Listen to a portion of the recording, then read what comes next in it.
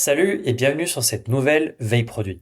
Chaque semaine, j'épluche les meilleurs podcasts, vidéos et newsletters de l'écosystème produit et je te ramène ce qui vaut vraiment ton attention en quelques minutes. Cette semaine, on a deux sujets. Le premier concerne l'IA et les designers. On voit des exemples de process de designers qui évoluent et la productivité qui augmente. Le deuxième concerne la delivery. Deux équipes produits françaises ont trouvé un playbook et des méthodes concrètes pour aller 2 fois plus vite. Allez, c'est parti. Pour le premier sujet, on a Andy Madrick qui est designer chez Notion. Cette semaine, il était l'invité du podcast Dive Club et il dévoile sa routine et ses process qui ont fortement évolué grâce à l'IA. Le problème de départ en fait qu'il a eu, c'est que lorsqu'il utilisait des maquettes Figma statiques, le feedback loop avec les autres collègues pouvait être assez long, car ils doivent en général commenter sur le Figma, dire les choses qu'ils aimeraient voir de différemment, de modifier pour se rendre compte à quoi ça ressemblerait autrement. Et donc à chaque fois, ça demande pas mal de boucles d'itération et de prise en compte des feedbacks par Andy, ce qui peut être assez long. Sa solution a été assez radicale.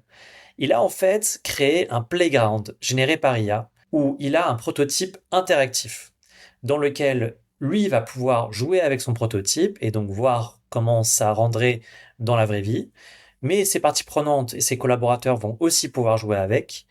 Et le plus important et le plus nouveau qu'on n'a jamais vu auparavant, c'est que son prototype va être modifiable par n'importe qui. Il a fait ça grâce en fait à une interface qui comporte des contrôles intégrés, donc un peu comme des boutons on-off, permettant de modifier en temps réel les éléments de l'interface comme le titre, le nombre d'items, les variantes, etc.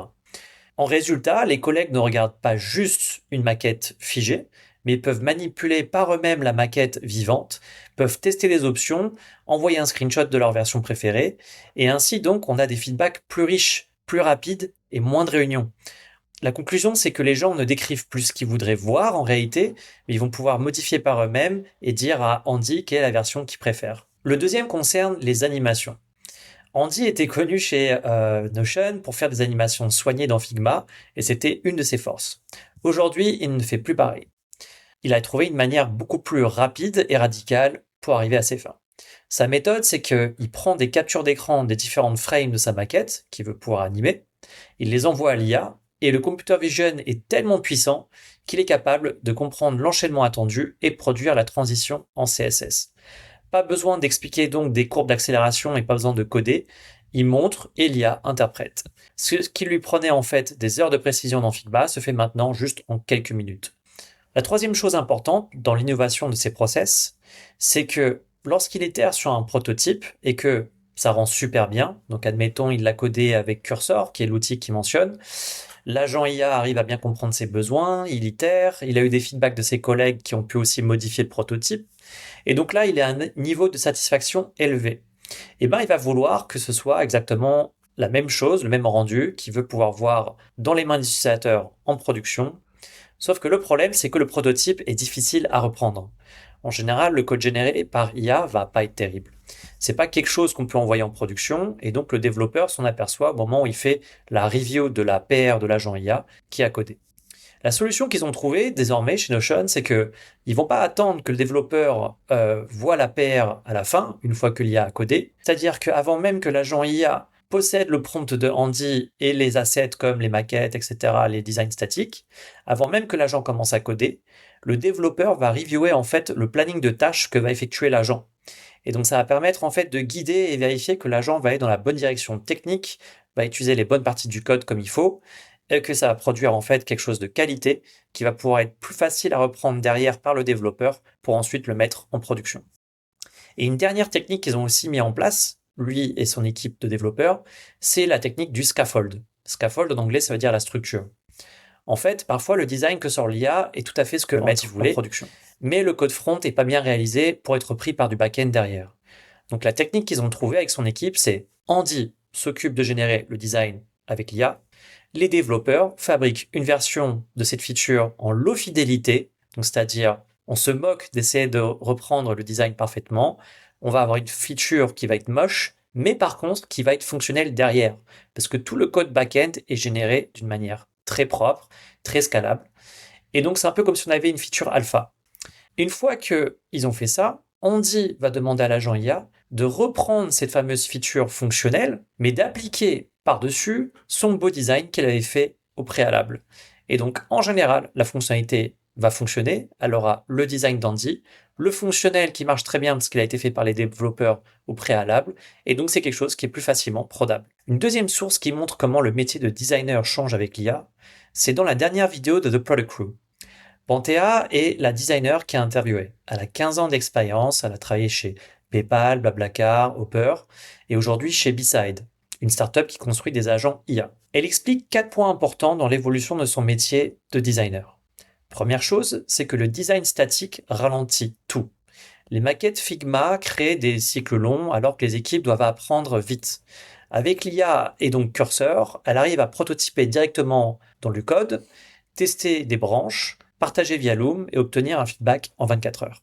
Le bénéfice pour elle, c'est de passer de semaines d'itération à un cycle quasi instantané où le produit vit dès le début. Le deuxième point, c'est qu'elle conçoit plus uniquement des écrans visibles comme des maquettes UI UX, mais elle conçoit aussi en tant que designeuse les comportements invisibles. Dans un produit IA, en fait, l'enjeu n'est plus seulement le layout, mais les décisions de justement l'IA derrière. Donc ça va être par exemple le ton, les limites de l'IA, comment il va gérer l'escalade humaine, gestion des cas sensibles, et donc le design devient aussi de l'ingénierie comportementale. Son troisième point et dernier, c'est que les rôles explosent. Aujourd'hui, elle arrive à coder, tester, shipper par elle-même, et donc les frontières entre designer, PM et dev commencent à disparaître un petit peu pour avoir au profit une personne qui a un peu ces trois compétences, qui est le product builder. C'est une personne qui a un énorme ownership, qui est responsable de bout à bout. Ça ne veut pas dire que c'est quelqu'un qui va forcément être au même niveau qu'un développeur ou au même niveau qu'un product manager en termes de connaissances, mais qui va au moins pouvoir commencer un peu à toucher à ces périmètres-là et de pouvoir donc être product builder et d'aller shipper avec beaucoup plus d'impact et de responsabilité.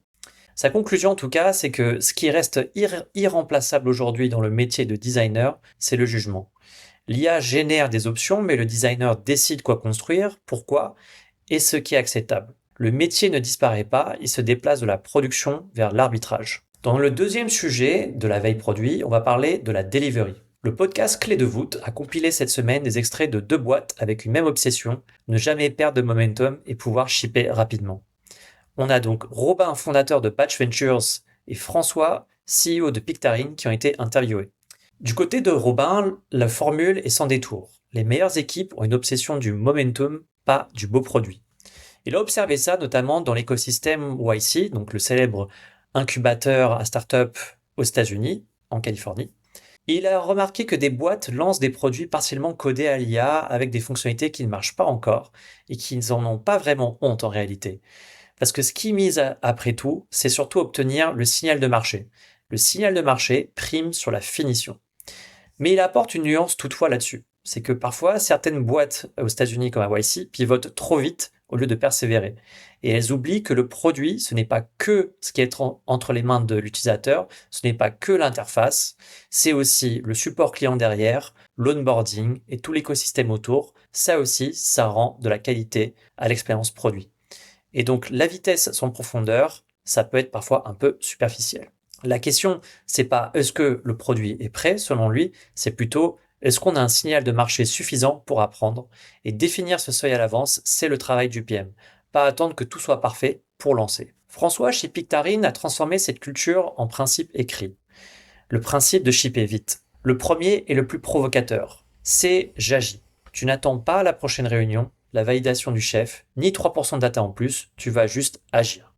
Exemple concret, si on peut shipper une feature un vendredi, on la ship le vendredi. Parce que pourquoi perdre 3 jours de mesure alors que le week-end c'est leur pic de trafic? Mais ce principe a une condition clé. Agir vite sans communiquer, c'est du chaos. Agir vite en communiquant, c'est de la vélocité.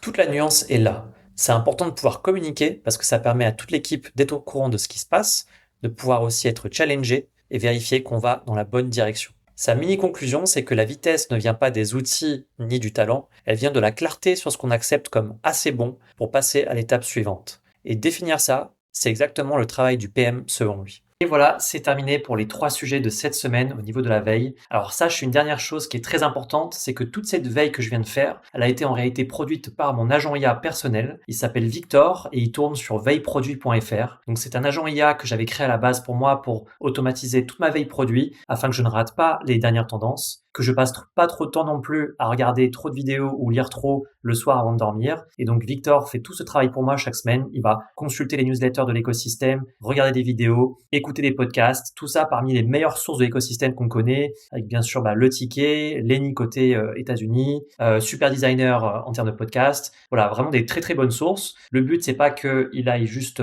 paraphraser ce qui a été dit, il va plutôt me sortir les insights les plus intéressants. Et ensuite j'ai quand même accès aux sources pour ensuite aller accéder à la source et lire plus en détail. Donc j'avais fait ça il y a pas longtemps d'expérimentation et après l'avoir montré à pas mal de PM, beaucoup ont adoré et donc je l'ai mis en accès libre gratuitement au public, aux confrères et aux consoeurs. Donc si vous voulez aller l'utiliser par vous-même et vous abonner, vous pouvez donc paramétrer Victor pour qu'il puisse faire la veille pour vous, la veille produit. Et donc il est accessible depuis veilleproduit.fr. N'hésitez pas. Et dernière chose, surtout, si jamais vous avez aimé ce format vidéo de veille produit, n'hésitez pas à mettre un like, de s'abonner et le partager à vos collègues. Si je vois que ça grossit, dans ce cas-là, je vais mettre doublement d'efforts là-dessus. Merci beaucoup et bonne semaine à tous.